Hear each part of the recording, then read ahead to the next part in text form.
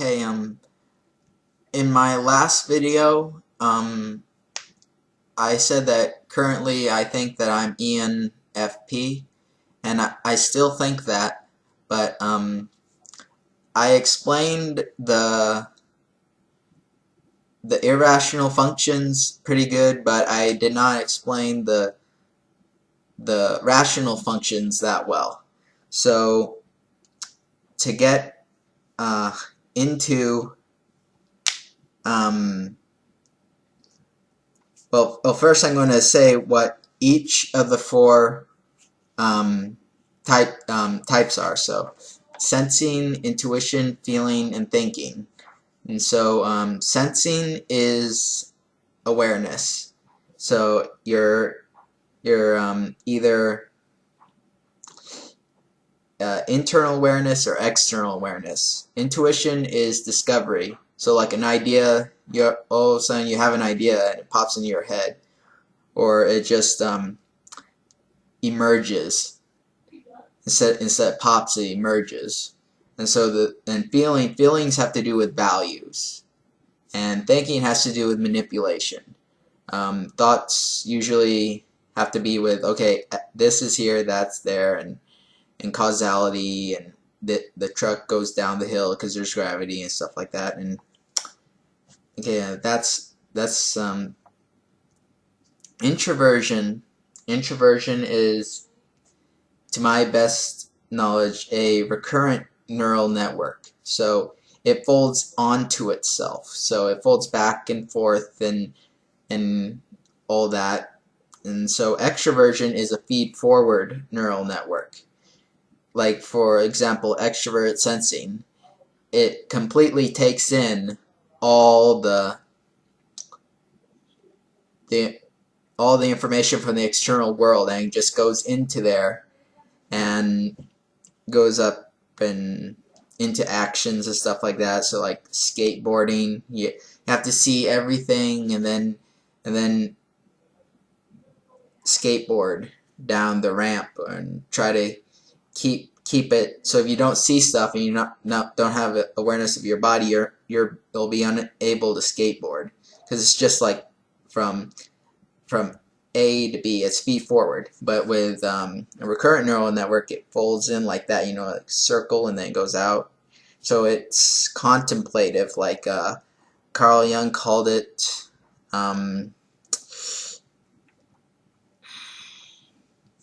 Carl Jung called it abstracting. So abstracting means that it curves onto itself, it folds onto itself. And so I'm going to read my notes. I have complete notes. It's the first time I've ever had this quality of notes before. So I'm going to just read the notes out loud, and I'm going to read the rational functions first, and then I'll read the irrational functions.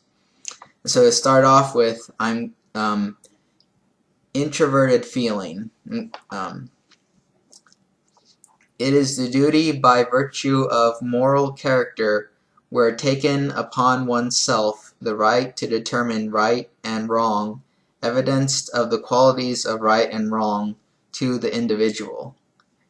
Now, with these kinds of that is virtue ethics. So an introvert feeler, I think, would be more prone to virtue ethics, but I think an extrovert feeler might be like there's consequentialism, and then there's virtue ethics, and there's a third one called deontology, but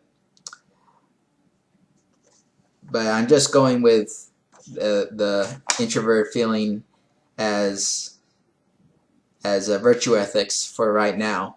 And so the thing is that with virtue ethics, it's more like, what should I do? What should I become? What should I cherish in life, or other things like that? So the extrovert feeling, through observation of the actions of others, rules are defined axiomatically by the consequences of actions Therefore, the results of one's actions for the good or bad of oneself and others is the result of society as a whole. So what they want is what do we need for society to function? And what the introvert feeler is like, should I be a poet or a truck driver? And so the thing is that we with the feed forward and the recurrent neural network, FI is really into yourself, where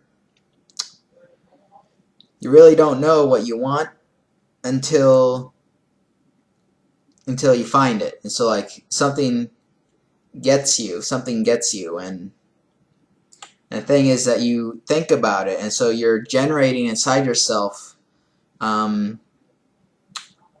desire. So it gets more and more, I want it, I want it, I want it.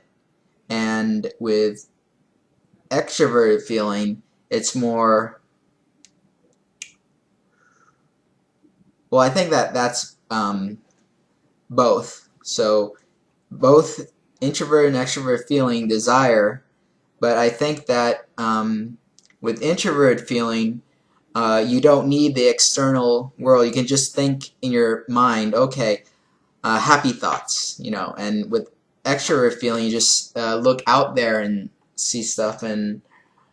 But that's not to say that introvert feeling and extrovert feeling are only that. They're not binary. They're variant. So you could kind of be in the middle of external and internal. It's just that with your, you could shift from one to the other with the internal and external evaluation. And so introvert, with the relationships between introverted feeling and extroverted feeling, introvert feeling thinks, what should I do with my life? Mostly like that. Or maybe they figure out, no, that's not correct. They say, okay, I found what I want to do, and I'm going to pursue it as much because I want to. But it's more questioning inside, like, what do I really want to do until I find it? And so with extroverted feeling, it's what is required of me in my peer group. So with extroverted feeling, they already know that there's people around them that can tell them, oh, you should be a plumber, or you should be a mechanic, or you should be an architect, landscape designer, or like artist. But thing is that with extroverted feeling, it's more of a it's less of a search, because they automatically observe how other people get into the places that they're at, and so they kind of, instead of being, oh, what should I do, what is my desire, what is my desire that would generate the most internal feelings, they would actually look out there and say, oh, well, that's what I want to do. That's the place for me in society. And so with so they would say, okay, this is a place for me in society, and introvert feeler would say, okay, this is that's what I should pursue. I should go after it, and it's more of a journey than a destination. So introvert feeling is about the journey, and extrovert feeling is about the destination, I think. So and so another thing about extrovert and introvert feeling is like this is kind of like a negative side, but I'm biased towards introvert feeling. So extrovert feeling insists extroverted feeling insists introverted feeling to do what they are supposed to do, good or bad. And introverted feeling wants extroverted feeling to look beyond the arbitrary demands of obligation to find the true desire of the heart and fulfill it, good or bad. And so again, the introvert feeling is a journey, and the extroverted feeling is a destination. And that's why extroverted feeling wants you to get into your place, and extroverted feeling just knows, I have to go forward. And that's the thing, is that going forward folds into a rolling downhill. It's folding into itself. You have to go forward to get it into yourself. And extrovert feeling is I see everything. I see everything right here, and so I know where I'm supposed to be. And so since you're already there, you can just get into routine and go like that. So it's a different kind of going forward. Going forward by staying where you are, and going forward by folding.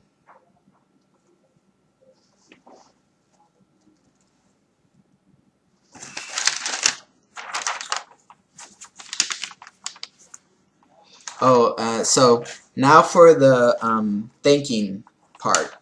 Okay,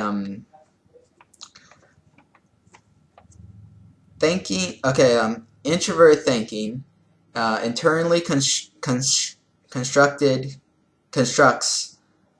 complete systems. For example, every possible train.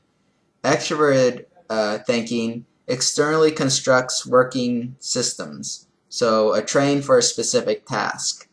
So introverted thinking, every possible train, and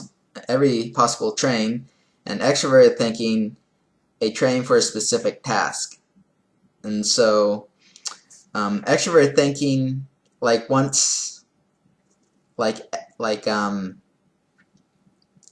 evidence-based arguments. So okay, so we know what we have to do, and we'll do it. So, but with introverted thinking, it's like I can think of everything that can happen, and so you can find the right one by looking at all the possibilities. So, but the extrovert thinking tests things, and so we'll get to the right answer by testing everything and building it up as we go along. So it's like a build up and like a top down for introvert thinking. And so extroverted thinking wants introverted thinking to get to the point. Introverted thinking wants extroverted thinking to consider all the variables. So an INTP finds the right fit by thinking of all of them. And extroverted thinking tests things out and looks at the specifications and just builds it.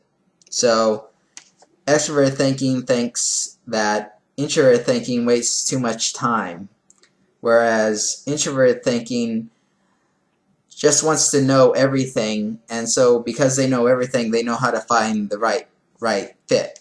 And so the thing is that you can actually see this if you look at the interactions between Stefan Molyneux of Free Domain Radio and the person who created the Zeitgeist movies, Peter Joseph.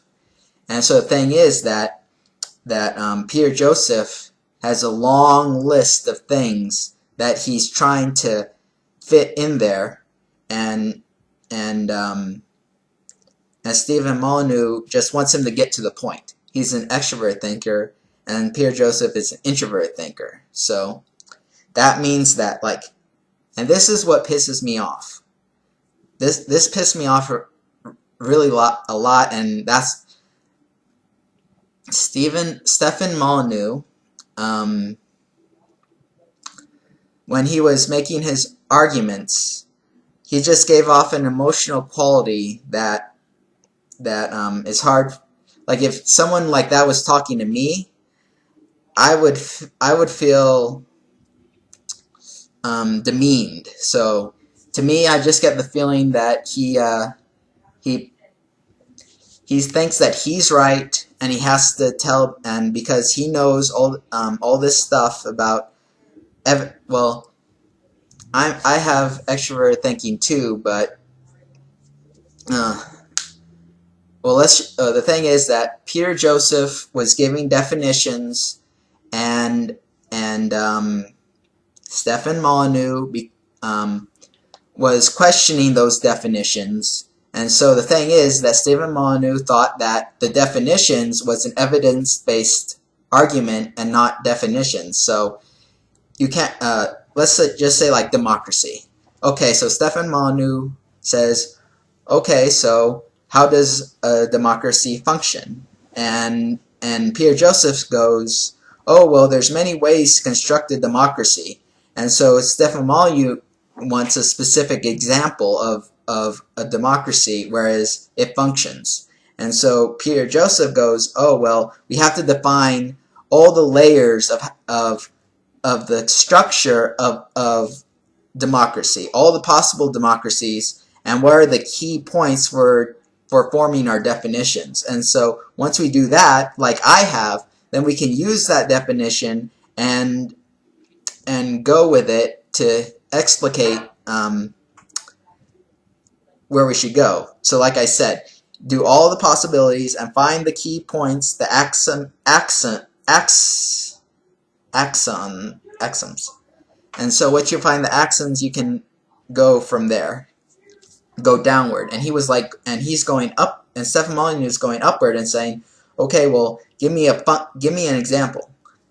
And he can't do that. All he can do is tell you the definitions that he's already come up with, Peter Joseph. And so the thing is that Stefan Molyneux, he kept going back and forth about how the definitions weren't real when they were real. It's like saying like, okay,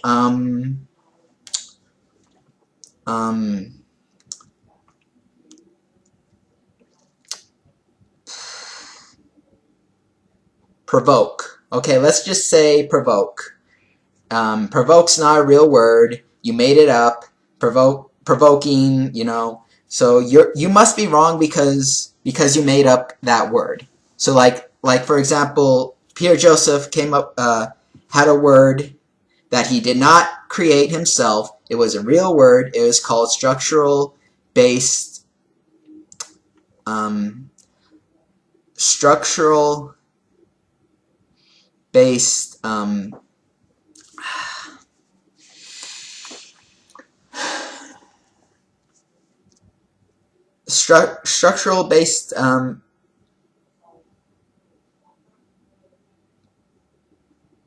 violence. Okay, so Pierre Joseph had a word or a concept, you know, structural based violence. Whereas a structure of society, that's his extroverted feeling right there, the consequences of the society, you know. So the structural based violence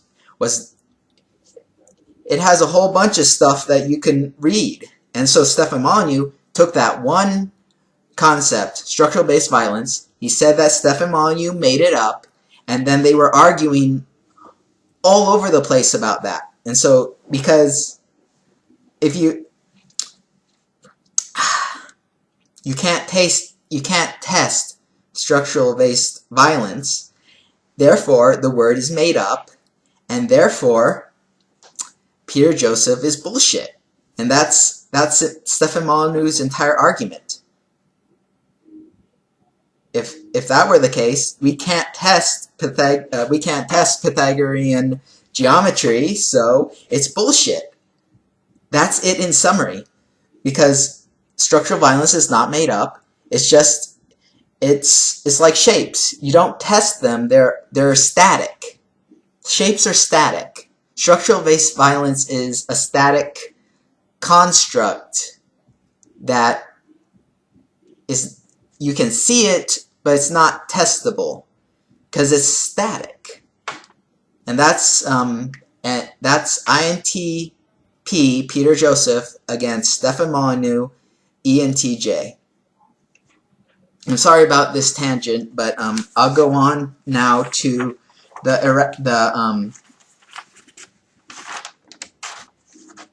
irrational functions. And so, okay, I'm just going to read them so that I can get flowing. Okay, introverted sensation sees the world as a distortion where the environment transforms into that which is determined by the emotional attributes objects conjure to the subject. So, like, Carl Jung says that a train becomes a terrifying monster to an introverted sensation type. Now, this is probably the most negative type there is when it comes to mental illness, because it's the most prone to hallucinations. Even like I think like if it's like balanced with extroverted intuition, it kind of like stops that. And I'm gonna elaborate on that when I start talking at the bottom. And so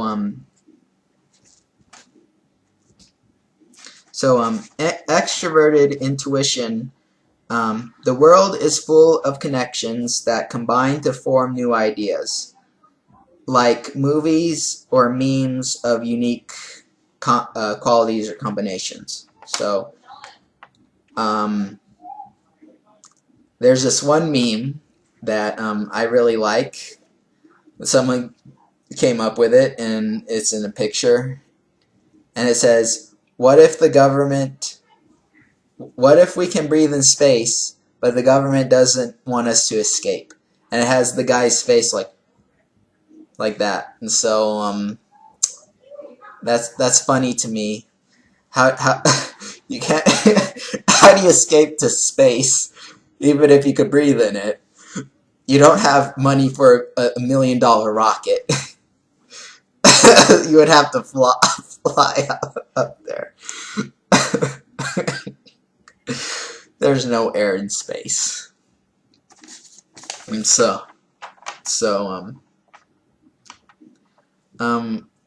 when introverted sensation is dominant, dreams become the melding of subconscious extroverted intuition that create new distortions by connecting them randomly. So they hallucinate in their sleep. They hallucinate in their sleep, and it's all distorted. And these ideas, one second.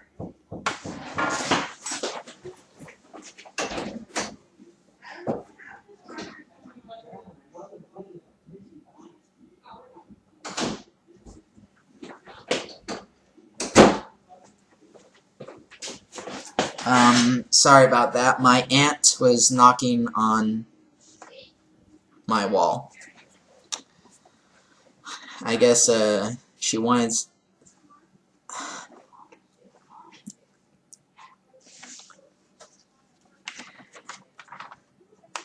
We have roommates, and sometimes she complains about that.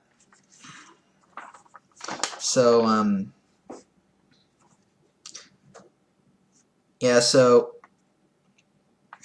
they hallucinate in their sleep, and it's all distorted. And since they have extroverted intuition in their subconscious, it connects all these things emotionally. So like, oh, there's a scary thing over here and it's all distorted, and there's a happy thing over here and it's all distorted, and mixes it all together, and that's in their sleep.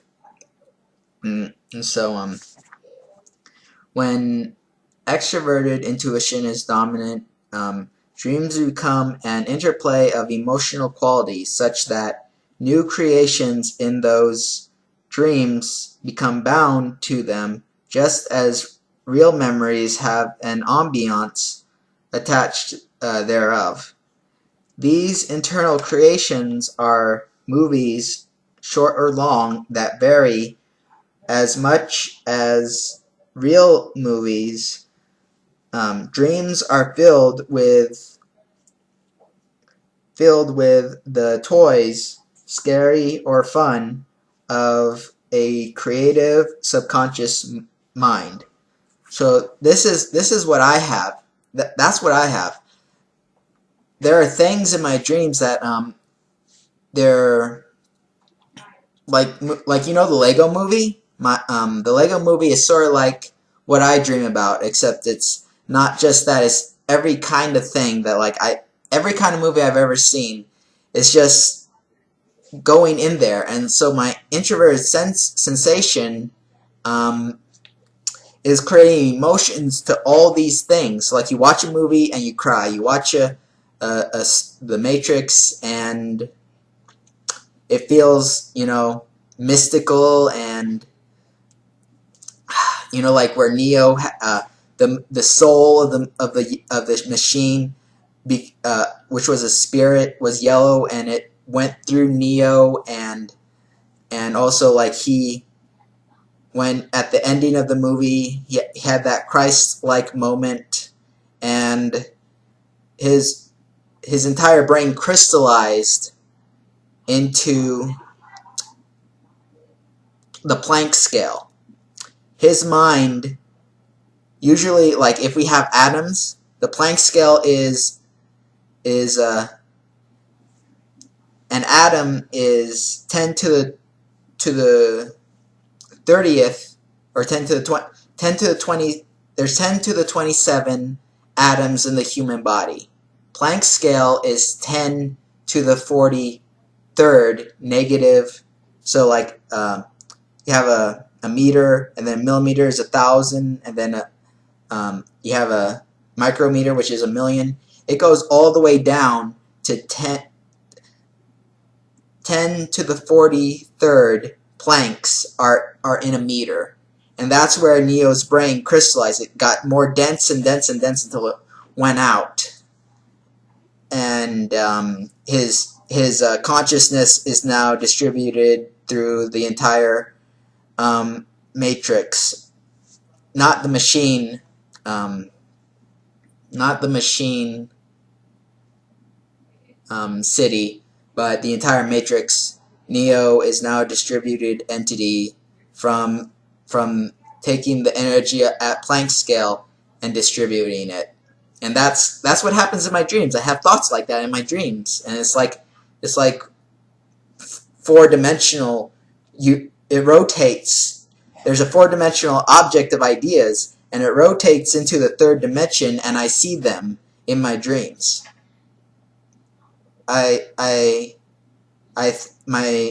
In my head, there's four-dimensional objects rotating into the third dimension, and I can see them. And that's introverted sensing and extroverted intuition. Now for introverted intuition. Introverted intuition follows events to their conclusion, beginning to end. When introverted intuition is subconscious, objects in the world become archetypal, as events need not be of real events, but of events yet to be imagined. Any does combine experiences. Similar experiences become the archetypes, where other less similar experiences form and merge their boundaries at the edges, giving new directions or future events. Dreams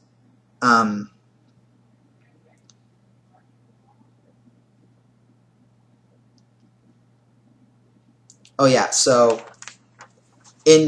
if introverted intuition is dominant, then that means that it sees events in the real world of where they're going to happen.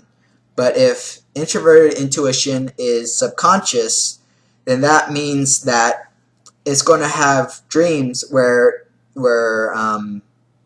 things happen in the dream world, and in the dream world these events are the boundaries of they're typal, because like you say you have an apple, and there's all the ways an apple can look, and so there's this one form of apple in the center, and all the apple shapes or apple combinations can mold in there, like the four-dimensional object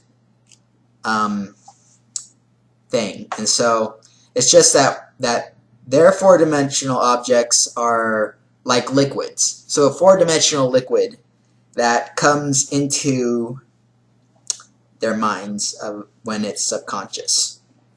But in the external world, when it's dominant, it